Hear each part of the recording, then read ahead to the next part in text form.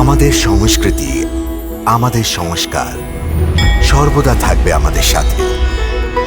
ভারতের মহান গ্রন্থ আর কাব্যের সম্পূর্ণ সংকলন। সাবস্ক্রাইব করুন তিলক। হে কেশব, প্রাণী তোমাকে ছেড়ে ভিন্ন ভিন্ন দেবতার পুজো কেন করে?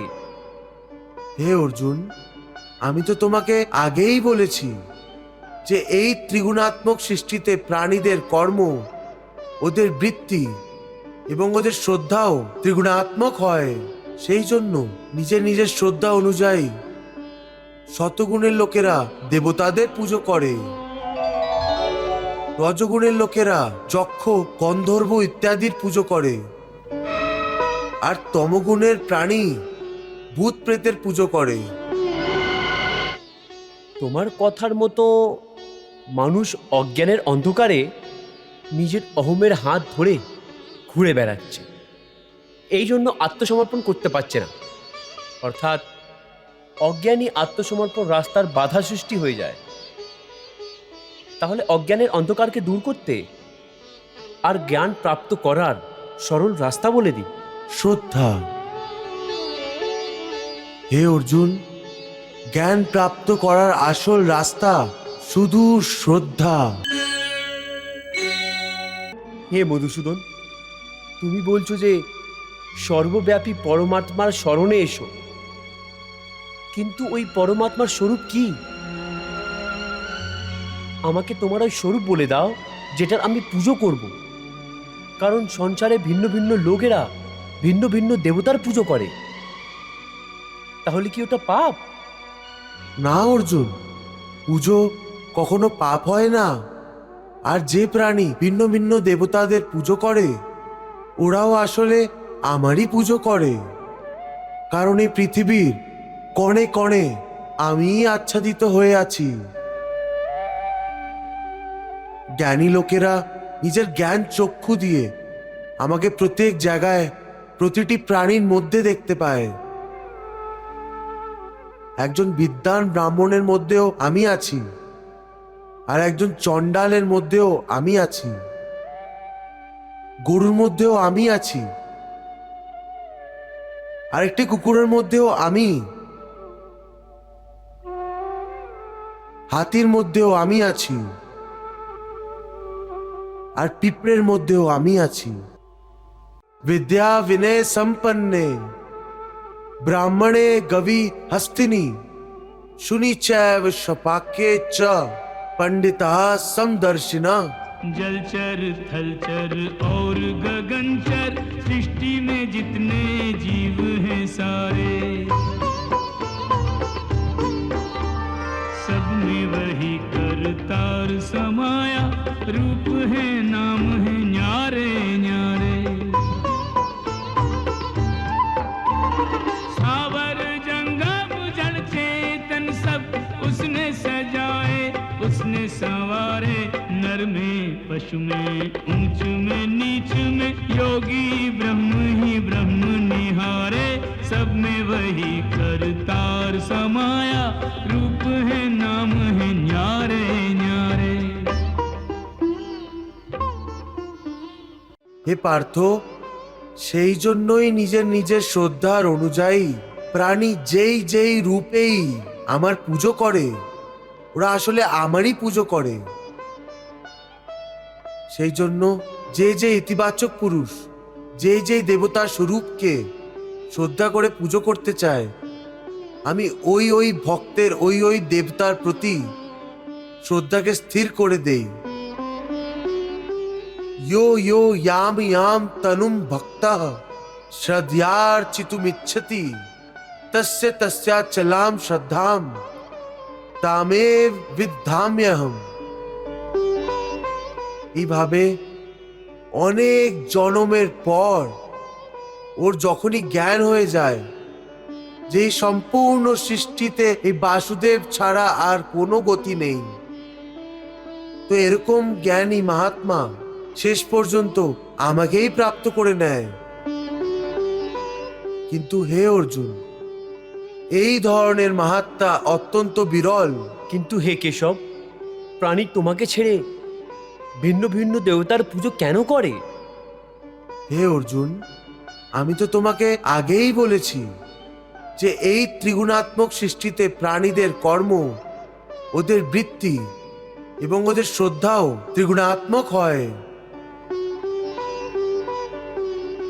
সেই জন্য নিজের নিজের শ্রদ্ধা অনুযায়ী শতগুণের লোকেরা দেবতাদের পুজো করে।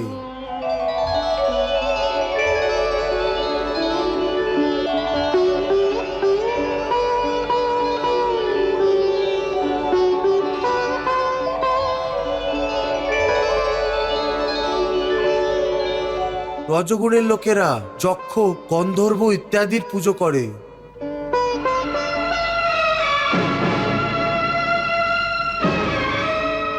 আর তমগুণের প্রাণী ভূত প্রেতের পুজো করে।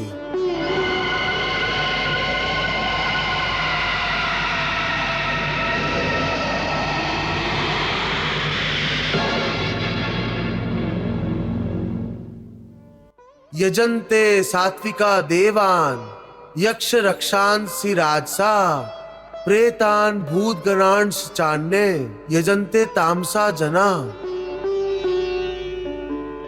হে অর্জুন, দেবতাদের যারা পুজো করে দেবতারাই সেই পুজো প্রাপ্ত করে, আর মৃত্যুর পর নিজের কর্ম অনুযায়ী কিছু কাল পর্যন্ত স্বর্গলোকে নিবাস করে।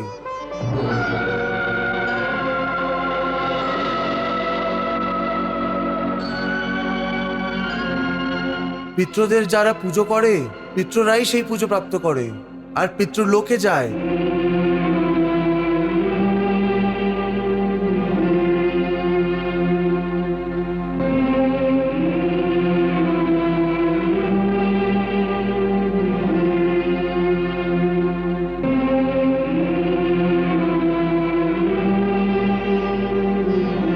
আর ভূত প্রেতদের যারা পুজো করে তাদের ভূতেরা প্রাপ্ত করে।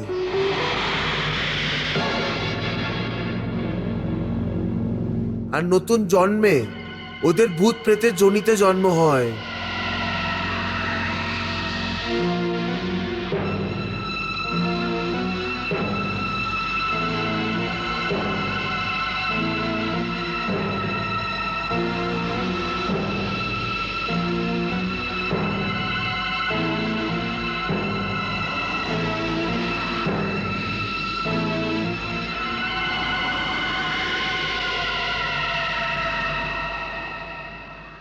किसी देव को पूज लो, धरो किसी का ध्यान, मैं ही आस्था स्थिर करूं, मैं ही दूं वरदान, मैं ही दूं वरदान।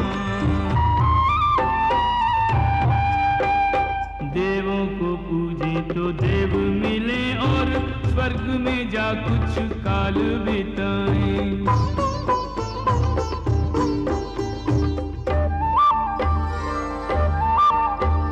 पितरों को पूजे तो पितर मिले और पितरों में जाकर बस जाएं।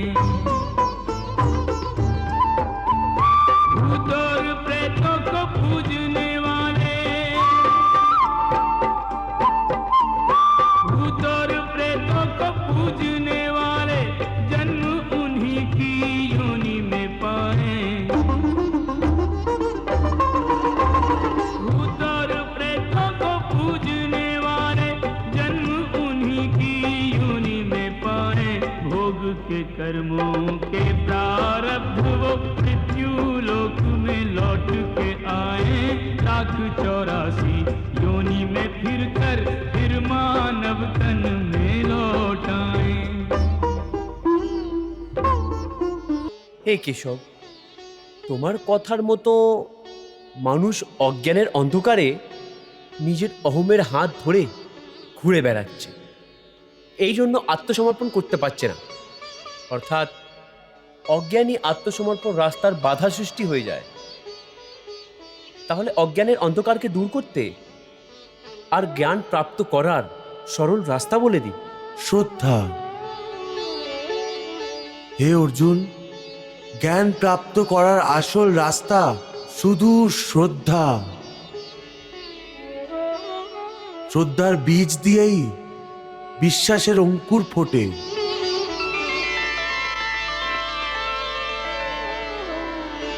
আর আস্থার গাছ আস্তে আস্তে ফুটে ওঠে। আর তারপর এই গাছের ওপরে জ্ঞানের ফুল ফুটে ওঠে।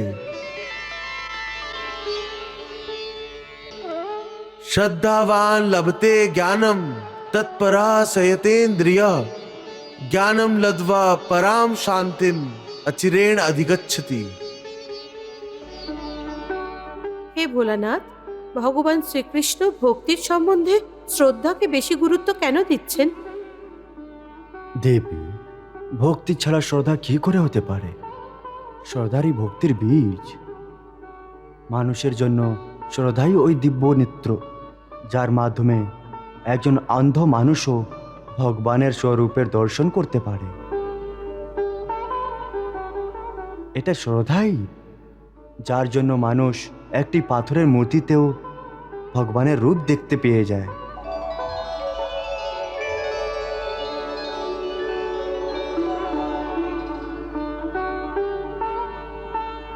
যেমন আমার নিষ্ঠাবন ভক্ত শিবলিঙ্গতে আমারই রূপ দেখতে পায়।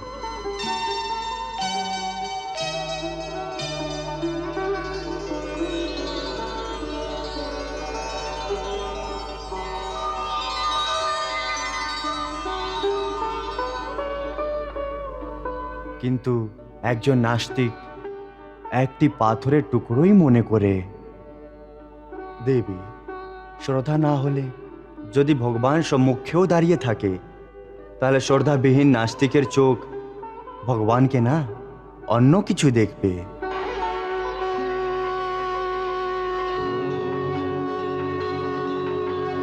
তারপর না শ্রদ্ধা হবে আর নাই হবে ভক্তি। শ্রদ্ধা একদম সোজা এবং সরল রাস্তা, যা মানুষকে প্রেম এবং শান্তির দিকে নিয়ে যায়। সেই জন্য শ্রদ্ধার মাধ্যমে মানুষ নিষ্ঠাবান হয়ে যায়। আর যার মনে শ্রদ্ধা না থাকে, ওই মন সংশয় এবং সন্দেহের অন্ধকারে এইভাবে ঘুরে বেড়ায় যে ও না তো এই লোকে সুখ দেখতে পায়, আর না ওই লোকে পৌঁছে শান্তি পায়। श्रद्धा बिन विनय और विनम्रता न आए पार्थ। श्रद्धा विहीन प्राणी अहम लिए जलता। श्रद्धा के गर्भ से ही लेता विश्वास जन्म। विश्वासी हृदय तर्क जाल से निकलता। श्रद्धा से निष्ठा और निष्ठा से एक निष्ठ हुए बिना काम नहीं चलता। श्रद्धा बिन प्रेम नहीं, भक्ति नहीं प्रेम बिन, के श्रद्धा ही दिलाए ईश प्राप्ति में सफलता। श्रद्धा ही दिलाए इष्ट प्राप्ति में सफलता। সঞ্জয়, তোমার মুখে শ্রীকৃষ্ণের উপদেশ বারবার শুনে শুনে আমার মনের শান্তি হারিয়ে যাচ্ছে। কত বিচিত্র কথা এটা। যদি আপনার মন অশান্ত হচ্ছে, তাহলে এর মধ্যে বিচিত্র কি? সঞ্জয়, শ্রীকৃষ্ণের উপদেশের প্রধান উদ্দেশ্য হল অর্জুনের অশান্ত মনকে শান্তি দেওয়া। কিন্তু আমার উপরে এর উল্টো প্রভাব পড়ছে। আমার শান্ত মন অশান্ত হয়ে যাচ্ছে। এটা কেন হচ্ছে সঞ্জয়, কেন হচ্ছে? মহারাজ, শ্রীকৃষ্ণ ঠিকই বলেছেন যে শ্রদ্ধা যদি না হয় তাহলে মানুষ সুখী হতে পারে না। আপনার মনে শ্রদ্ধার অভাব আছে, সেই জন্য আপনি শ্রীকৃষ্ণের উপদেশ এই দর্পণে নিজেকে দেখে দুঃখী হচ্ছেন। হ্যাঁ সঞ্জয়, আমি দুঃখী তো হচ্ছিই। আর এমন মনে হচ্ছে কি এই সুখ শান্তি আর কখনো আমি পাবো না। আর কখনো আমি পাবো না। যেই মনে শ্রদ্ধা থাকে না, ওখানে সন্দেহ জন্ম নেয়। যেমন যেখানে আলো হয় না, ওখানে অন্ধকারও হয় না। না শ্রদ্ধা হবে আর নাই বিশ্বাস হবে, তো মানুষ আস্তিক থাকবে না, নাস্তিক হয়ে যাবে, আর ও কখনোই সুখী থাকতে পারবে না। হে অর্জুন, সন্দেহের অন্ধকারকে জ্ঞানের আলো দিয়ে যে নষ্ট করে দেয়, আর জ্ঞানের মাধ্যমে প্রাপ্ত বুদ্ধির প্রেরণা দিয়ে নিজেকে আত্মসমর্পণ করে দেয়, ওকে কর্ম বাঁধতে পারবে না। সেজন্য হে পার্থ, অজ্ঞতার কারণে যে সন্দেহ তোর হৃদয়ে উৎপন্ন হয়েছে, ওকে জ্ঞান এবং বিশ্বাসের তলোয়ার দিয়ে কেটে ফেলে নিজের কর্মরূপী যুদ্ধের জন্য কোমর বেঁধে দাঁড়িয়ে পড়।